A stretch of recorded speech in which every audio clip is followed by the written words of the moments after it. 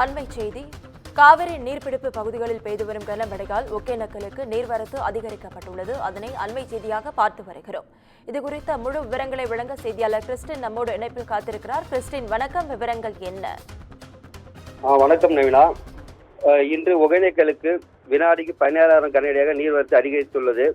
காவிரி நீர்பிடிப்பு பகுதிகளில் கனமழை பெய்து வருவதால் தருமபுரி மாவட்டம் ஒகேனக்கலுக்கு நீர்வரத்து வினாடிக்கு 17,000 கனஅடியாக அதிகரித்துள்ளது.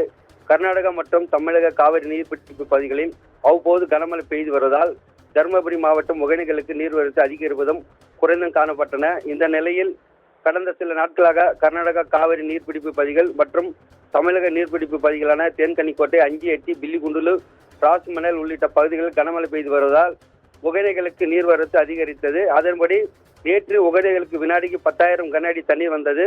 இந்த நீர்வரத்து படிப்படியாக அதிகரிக்க தொடங்கி இன்று காலை 7 மணி நிலவரப்படி 17,000 கனஅடியாக அதிகரித்துள்ளது. இதனால் மெயின் அருவி, ஐந்தருவி, சினிபாஸ் உள்ளிட்ட அருவிகளில் தண்ணீர் ஆர்ப்பரித்து கொட்டியது. மேலும் காவிரி ஆற்றில் பெருக்கெடுத்து ஓடுகிறது. காவிரி ஆற்றின் நீர்வரத்தை தமிழக கர்நாடக எல்லையான பில்லிகுண்டுலு பகுதியில் மத்திய நீர்வளத்துறை அதிகாரிகள் தொடர்ந்து கண்காணித்து வருகின்றனர்.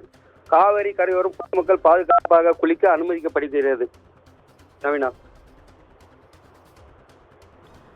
விவரங்களுக்கு நன்றி கிருஷ்ணா.